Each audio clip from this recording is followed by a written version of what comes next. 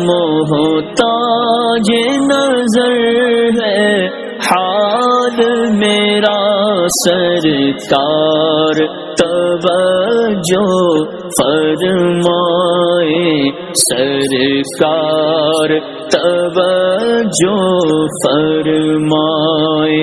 بسم اللہ الرحمن الرحیم۔ کہا جاتا ہے نا اولاد گھر کا ثمر یعنی پھل ہوتی ہے، گھر کی رونق ہوتی ہے، بالکل درست ہے، لیکن تب کہ جب اولاد اولاد بن کے رہتی ہے، اور جب اولاد حد کو کراس کر جاتی ہے تو پھر وہ بجائے ثمر اور رونق بننے کے وہ گھر کے لیے عذاب بن جاتی ہے۔ صوفیاء میں سے ایک عظیم نام حضرت شیخ سعدی شیرازی رحمۃ اللہ علیہ کا ہے۔ وہ گلستان میں آنکھوں دیکھا ایک واقعہ بیان کرتے ہیں۔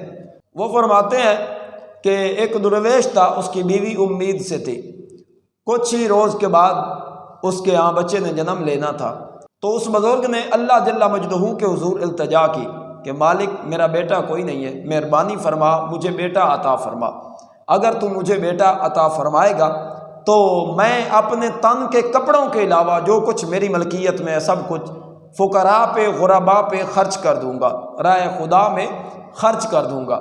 تو اللہ تعالیٰ کا کرنا ہوا، مالک نے مہربانی فرمائی، اس کے ہاں لڑکا پیدا ہوا۔ سعدی شیرازی علیہ رحمہ کہتے ہیں کہ میں ملک شام کی طرف سیر و سیاحت کے لیے نکل گیا، اور جب واپسی پہ آیا کافی عرصہ بیت گیا تھا، تو میں اسی دوست کے محلے سے گزرنے لگا، تو میں نے کہا چلو دوست کی خیریت ہی طلب کر لیتا ہوں۔ تو پوچھا کہ فلاں صاحب یہاں پہ تشریف فرما ہوتے تھے، وہ کہاں ملیں گے؟ کہا گیا حضرت وہ آج کل قید و بند کی صعوبتیں برداشت کر رہے ہیں۔ تو کہتے ہیں میں حیران ہوا کہ آخر کیوں، وہ تو بیچارے شریف آدمی تھے۔ تو کہا گیا کہ اے شیخ سعدی، اصل مسئلہ یہ ہے کہ اس کے ہاں ایک بیٹے نے جنم لیا تھا، وہ بیٹا جب بڑا ہوا تو مختلف جرائم کا اس نے ارتکاب کیا، جس کے سبب سزا اس کے والد کو بھگتنا پڑی۔ انہوں نے کہا کہ بیٹے نے پہلا جرم یہ کیا کہ شراب پی لی، چونکہ شراب حرام ہے اور مختلف حکمتوں کے تحت حرام ہے، اس کے پینے سے بہت سے نقصانات کا سامنا کرنا پڑتا ہے، تو بہرحال اس نے اس جرم کا ارتکاب کیا کہ شراب پی لی۔ دوسرا یہ کہ جب وہ نشے میں آیا تو وہ لڑنے لگ گیا، جب لڑائی میں مصروف ہوا تو اپنے مد مقابل کی خون ریزی کر دی، مد مقابل کو پچھاڑ دیا، مار دیا، قتل کر دیا، اور پھر ایسا ہوا کہ یہ تمام جرائم کا ارتکاب کرنے کے بعد اپنے شہر سے بھی بھاگ گیا۔ اور سعدی شیرازی رحمۃ اللہ علیہ کہتے ہیں جس لڑکے کو اس نے اللہ جل مجدہ کے حضور سجدہ ریزیاں کر کے لیا تھا، منتیں مان کے لیا تھا، جس بیٹے کی آمد پہ اس نے خوشی کی تھی، وہ بیٹا اس کے لیے وبال جان بن گیا۔ بالآخر کیا ہوا کہ وہ لڑکا تو بھاگ گیا، لیکن جب جرائم کے سزا کی باری آئی تو عدلیہ نے اس کے والد کو قید کرنے کا حکم دے دیا۔ بالآخر قید و بند کی صعوبتیں اس کے والد کا مقدر بن گئی۔ اس لیے سعدی شیرازی علیہ رحمہ کہتے ہیں کہ عورتیں اگر سانپ کو جنم دے لیں تو یہ بہتر ہے بجائے اس کے کہ وہ نالائق اولاد کو جنم دے۔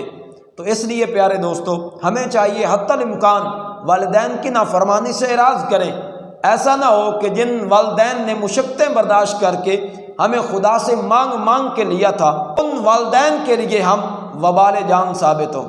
اور بزرگان دین نے جو رزلٹ نکالا، نتیجہ نکالا، فرماتے ہیں کہ جو والدین کی نافرمانی کرتا ہے نا، اسے 10 مشکلات کا، 10 مصیبتوں کا سامنا کرنا پڑتا ہے۔ پہلی یہ کہ ان کے رزق میں بے برکتی ہوتی ہے، ان پہ غربت چھا جاتی ہے۔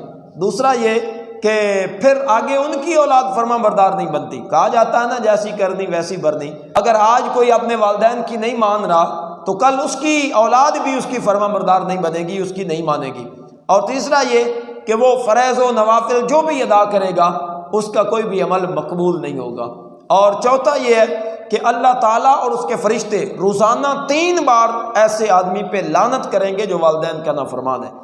اور پانچواں یہ کہ وہ مہلک بیماریوں میں مبتلا ہو جائے گا، وہ بیماریاں جو ہلاک کرنے والی ہیں، جن کا علاج کرتے کرتے بھی آدمی تھک جائے تو پھر بھی ٹھیک نہیں ہوں گی، ان بیماریوں میں مبتلا ہوگا۔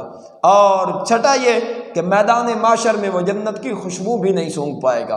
اور ساتواں یہ کہ حق و باطل کے درمیان اس کی جو فرق کرنے والی کوالٹی ہے، قوت ہے، وہ ختم ہو جائے گی، وہ حق و باطل کے درمیان فرق نہیں کر پائے گا۔ اور 8واں یہ کہ اس کا خاتمہ بالایمان نہ ہونے کا خدشہ ہے، ایسا نہ ہو کہ اس کا خاتمہ خراب ہو جائے۔ تو اس لیے 8ویں اس بیماری میں مبتلا ہوگا کہ دنیا میں تو نافرمانیاں کرتا رہا، اب دنیا سے جاتے ہوئے خاتمہ بالایمان نہ ہونے کے خدشات ہیں، اور 9واں یہ کہ اس سے اللہ ناراض ہو جائے گا، اور 10واں یہ کہ بالآخر اسے جہنم میں جانا پڑے گا۔